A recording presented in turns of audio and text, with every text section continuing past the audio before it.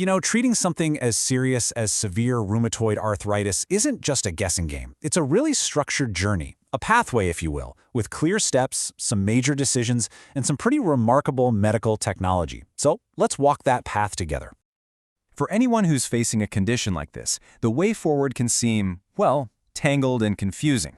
The core question, though, is pretty simple. What does that journey to relief actually look like? Well, it turns out there's a surprisingly logical map to follow. And that's exactly how we're going to frame this, as a treatment pathway.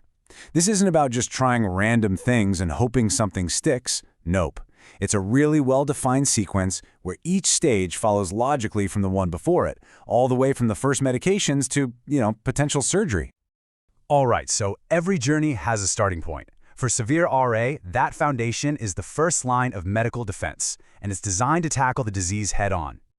That first line of defense? It's a drug called Methotrexate. It's the go-to choice, and here's why. It's what's known as a DMARD.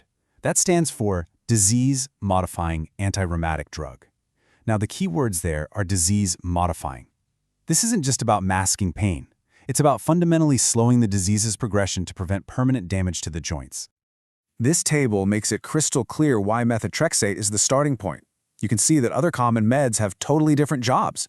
NSAIDs, they just manage symptoms. Corticosteroids, they're for short-term flare-ups. Methotrexate is the only one in this initial group that's designed to fundamentally alter the course of the disease, and that is the crucial point. But what happens when that's not enough?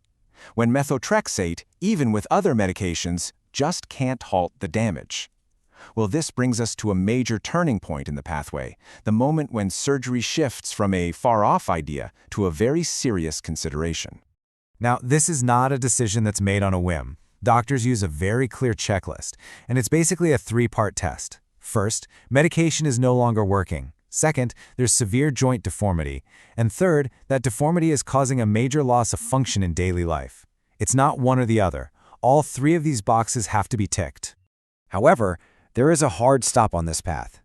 A history of joint infections is what's known as a contraindication, and that basically means it's a deal breaker. The risk of getting a new infection in an artificial joint is just way too high, so surgery would be completely off the table.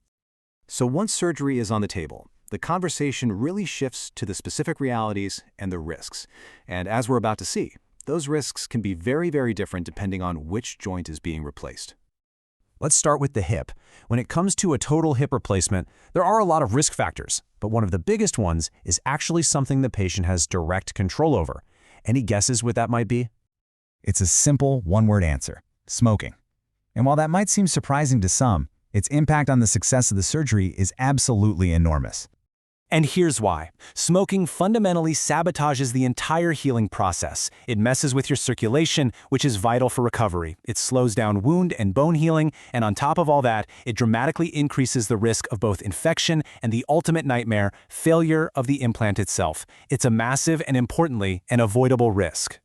Okay, let's shift gears now from the hip to the knee.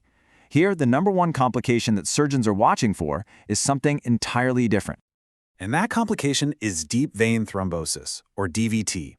As you can see, this is a blood clot that forms in a deep vein, usually in the leg. The risk is highest after knee surgery simply because of the immobility that's required during that initial recovery period. The good news is, this is a known enemy. The medical team fights it proactively with two main strategies. They'll use anticoagulants, you probably know them as blood thinners, and they'll get the patient moving.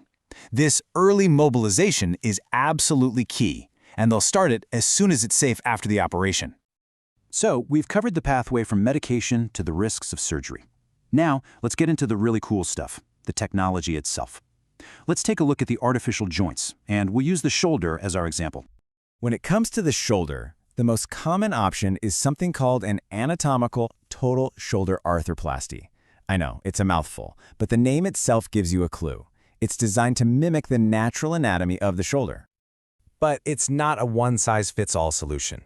This comparison does a great job of illustrating the two main options. The standard anatomical replacement is what's used when a patient's rotator cuff is still intact and working. But if the rotator cuff is torn or deficient, surgeons use a different piece of tech called a reverse shoulder replacement. It's engineered to work without a functioning rotator cuff. So the choice is completely tailored to the patient's specific anatomy. So, we've walked the entire path, from the very first prescription all the way to the specific hardware used in surgery. Let's just pull back for a second and look at the big picture with a few key takeaways. So let's recap this whole journey. It starts with a foundational disease-modifying drug like methotrexate. If that's not enough, surgery is considered, but only after hitting all the marks on that strict checklist. When surgery does happen, controllable risks like smoking for hips and known complications like DVT for knees are absolutely top of mind. And finally, the technology itself is tailored precisely to the patient's individual body.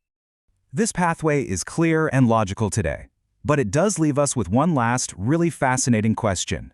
With all the advances in biologics, surgical techniques, and material science, with everything moving so fast, what will this journey even look like just 10 years from now?